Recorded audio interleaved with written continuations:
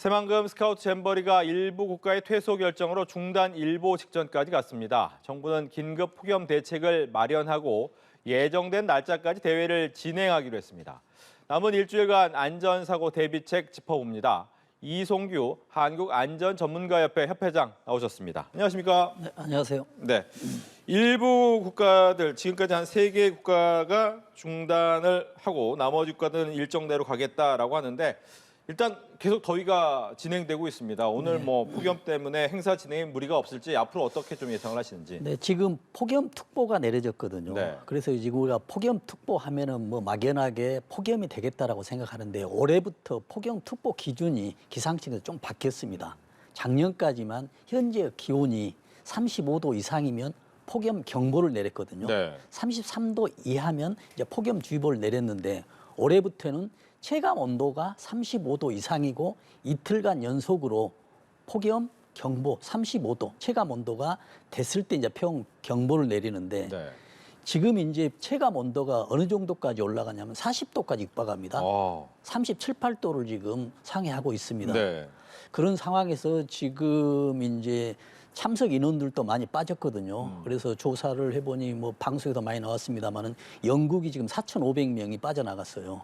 보면 약 10%가 이상이 되거든요. 네. 근데 그 영국이 왜 이렇게 갑작스럽게 최초로 행동을 했냐 보니 그 10여 년 전에 잼버리 이런 행사에 사망자가 있었기 때문에 좀 민감하게 행동하지 않았냐 하면서 지금 앞으로 지금 12일까지거든요. 네. 그래서 안전 대책을 촘촘하게 한다면 아마 무리 없이 진행될 것으로 예측은 하고 있습니다. 예. 말씀하신 것처럼 영국 같은 경우엔 과거에 그런 일이 있기 때문에 조금 더 민감했지만 네. 미국과 싱가포르 역시도 철수는 했습니다. 근데 네. 이후에 이제 말씀하신 것처럼 폭염도 있었고 네. 벌레 등 열악한 여건 때문이라고 얘기를 했는데 이 새만금 지역이 온열 질환 또 이 폭염에 좀 취약했던 이유가 있습니까? 그렇습니다. 지금 우리가 가장 쉽게 생각할 수 있는 게 새만금은 매립지에서 허벌판이거든요. 네, 매립지죠. 네, 우리가 지금 폭염에 대비하는 것은 야외 활동을 하지 말라는 것이 첫 번째 조건이거든요. 그래서 지금 야외 활동을 하고 있어요. 거의 100%. 네. 그렇기 때문에 가장 문제고요. 특히 이제 서해안 같은 새만금 지역에서는 바닷가기 때문에 습도가 굉장히 높습니다. 습도가 높으면 어떤 문제가 되냐면요. 네. 지금 산소 농도가 떨어져요.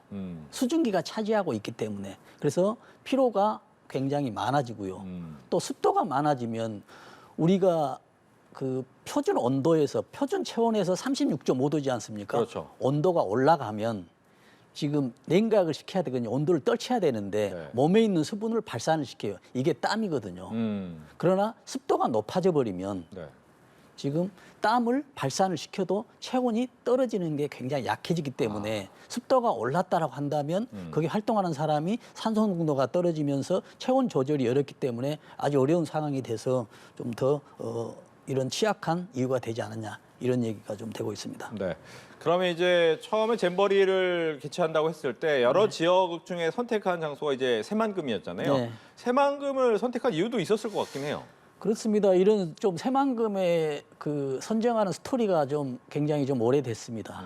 2013년에 매립한 이후에 2013년에 새만금 청이 네. 지금 신설이 됐거든요. 그렇죠. 그리고 2015년도에 앞으로 2023년도를 가정해서 잼버리를 하게 되면 새만금에서 해야 되겠다라고 결정을 하게 됩니다. 강원도 고성하고 경쟁해서 2013년에 이제 확정이 되거든요. 네. 그러면서 2015년도에 이제 대외적으로 확정이 되고 있습니다.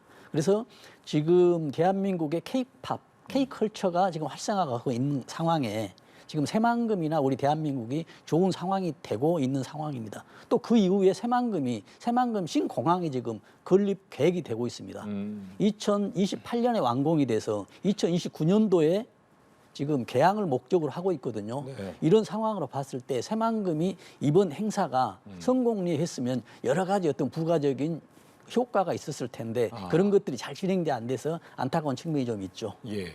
아마 준비가 더 철저했으면 좋겠다라는 생각이 드는 것 중에 하나가 네. 용역 보고서 내용을 보면 숲 조성 얘기가 나오는데 네. 아마 땅의 토양 때문이 잘 안 됐다고요, 그게. 그렇습니다. 당연히 이제 어느 누가 전문가가 봐도 토양에 문제가 있고요. 바닷가기 때문에 습지가 많은 것은 당연한 거거든요. 네. 그러나 또 이번 같은 경우는 그 전에 태풍이 불었지 않습니까? 폭우가 내리지 않았습니까? 예. 이건 다음에 폭우가 내린 다음에 또 웅덩이가 파져 있었고 뭐 습지가 있었었고 이런 상황이 되기 때문에 어떤 여러 가지 문제가 됐었는데 네. 대책을 세우지 못했어요. 그래서 저는 왜 대책을 세우지 못했을까라고 하는데 저는 항상 안전 관리는 어떤 무지에서 발생한다고 생각하거든요. 모르기 때문에 못 세우는 겁니다. 네. 작년에 이태원 사고도 마찬가지거든요. 전화를 그렇게 받았어도 안 돼요. 왜냐하면 사람에 의해서 사망할 줄 몰랐다는 얘기죠. 이번에서 영구 용역에서 문제점을 제시를 했어요. 네. 그런데도 불구하고 하지 않는 거예요. 그 이유는 뭐냐면 더위에 의해서 이런 사달이 날까라는 생각을 못했기 때문에 대책을 못 세우는 건데 이거 뭐냐면 안전관리 무지다. 그래서 저는 이렇게 이야기해도 결론적으로 안전관리는 사람이 하거든요. 네. 그러나 누구나 할 수는 없습니다. 안전관리에 지식이나 능력이 있어야만이 진정한 안전관리의 대책의 콘텐츠가 확실하게 되는 것이거든요. 이런 것이 부족했다라는 결론을 내리고 싶습니다. 그러니까 지역 자체가 이제 매립지다 보니까 이 물이 잘 안 빠지는 것 같아요. 비가 많이 왔는데 또 많이 오는 것도 아주 많이 온 것도 있지만 물이 네. 잘 빠지지 않아서 네. 질척거리는 데서 이제 텐트를 쳐야 되잖아요. 그렇죠. 근데 이럴 때는 미리 어떤 준비를 좀 해놔야 됩니까? 그러니까는 지금 매립지에서는 지금 지반이 약하고 물 흡수력이 굉장히 수분 흡수력이 높잖아요. 네. 질척거리죠. 웅덩이도 파입니다. 이런 걸 대비해서 어떤 지반을 나무라든지 이건 단기간이니까요. 네. 어떤 나무를 해서 한 뭐 몇 센치만 올려도 또 데크 같은 걸 쌓는 그렇죠. 거죠. 데크 같은 것도 몇 센치만 올려도 되는데 이런 것이 아니고 그냥 오리지널 평상시에 야영처럼 해버리니까 준비가 굉장히 부족했다는 얘기죠. 지금 과거로 돌아보면 정말 7, 8년 동안에 새만금 해서 어떤 대행사였었는데 지금 해보니 네. 이런 그 정말 질퍽거리는 데서 외국 4만 명이 와서 이 큰 행사에 이런 안타까운 현실들이 지금 벌어지고 있는 현실입니다. 예. 폭염에 대해서도 얘기가 계속 나오고 있고 온열 질환자를 치료하는 곳도 약간 부족한 상황인 것 같은데 폭염을 대비해서는 그럼 어떤 준비가 더 필요했을까요? 지금 폭염을 대비해서는 우리가 가장 중요한 것은 그거거든요. 폭염이 됐을 때 폭염을 회피할 수 있는 시설이 돼 있어야 되겠죠. 네. 특히 야영장이기 때문에 특히 텐트라든지 이런 것들이 설치돼 있어야 되고요. 특히 지금 앵커께서 말씀하신 대로 어떤 데크나 이런 것들이 있었으면은 웅덩이 없고 질퍽거리는 없는 데 돼 있어야 되는데 이런 것들이 전부 무방비 상태가 됐기 때문에 지금 이런 그 온열 질환 환자들이 지금 많이 발생하고 있는 그런 상황이 되고 있습니다. 예.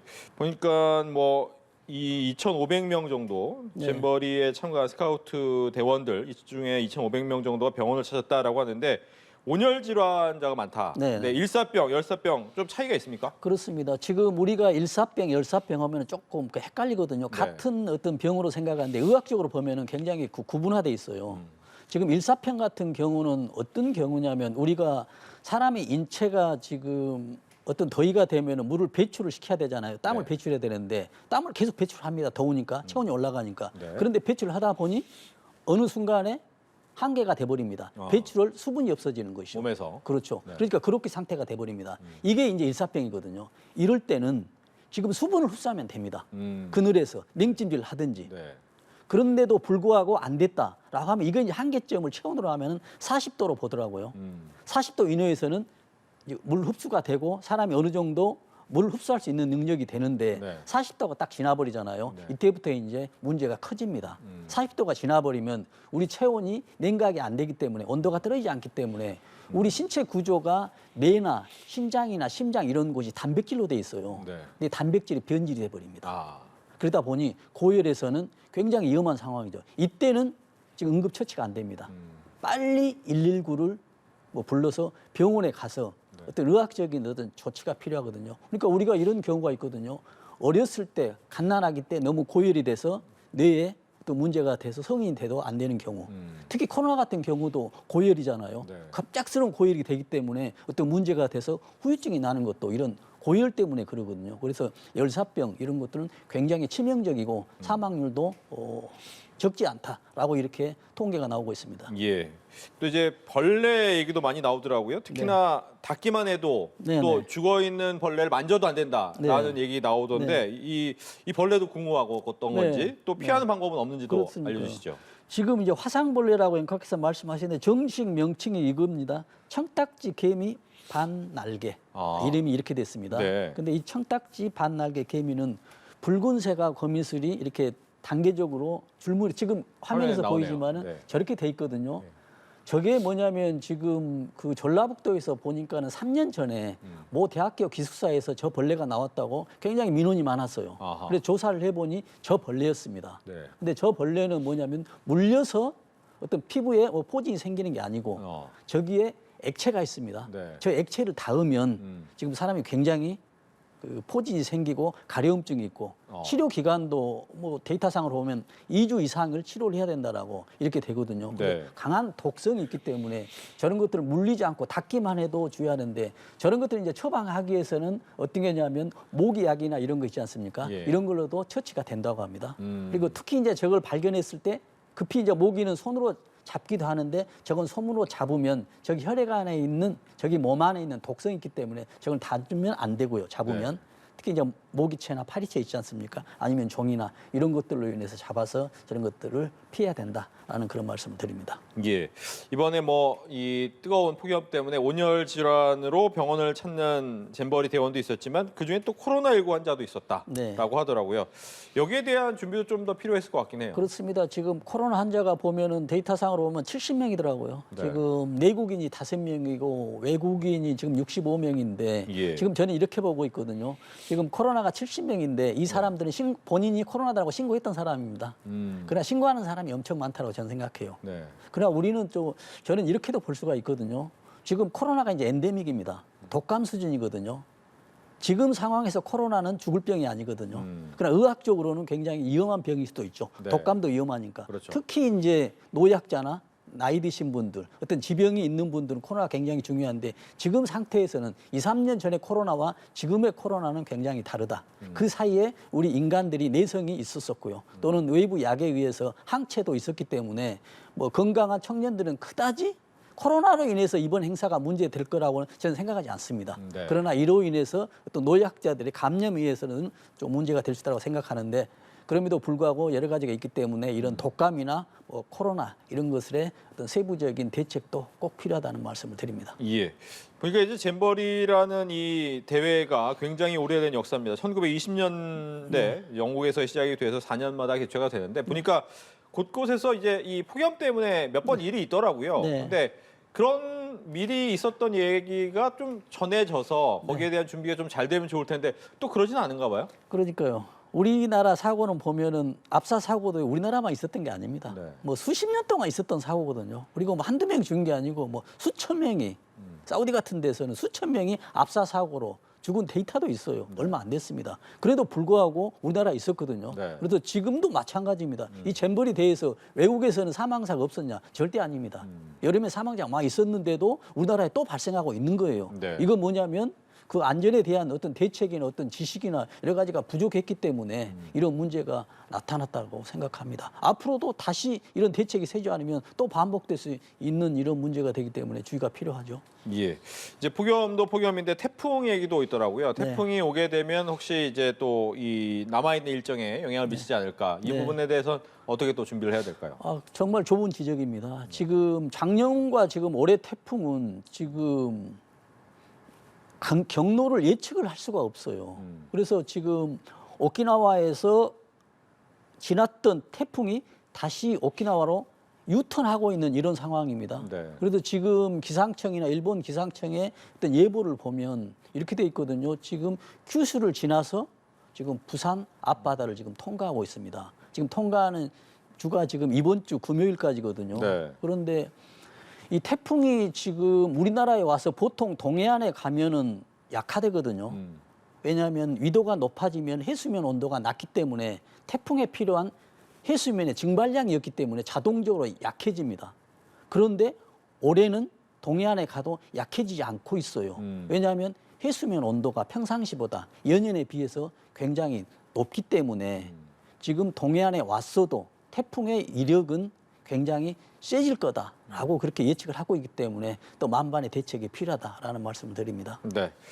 이제 잼버리 대회 기간이 이제 일주일 정도 남아 있는데 남은 기간 좀 성공적으로 대회를 마무리하기 위해서 어떠한 조치가 더 있었으면 좋겠다 이렇게 얘기를 해주신다면?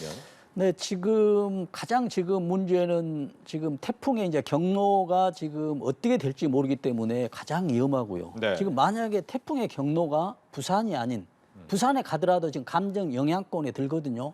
왜냐하면 약 200~300km밖에 떨어지지 않기 때문에 부산하고. 그러나 만약에 이 서해안 쪽으로 경로가 바뀌었다. 이건 정말 난리 난 상황이 될 수 있습니다. 왜냐하면 모든 텐트들이 지금 태풍에서 전부 풍지박산 날 수도 있거든요.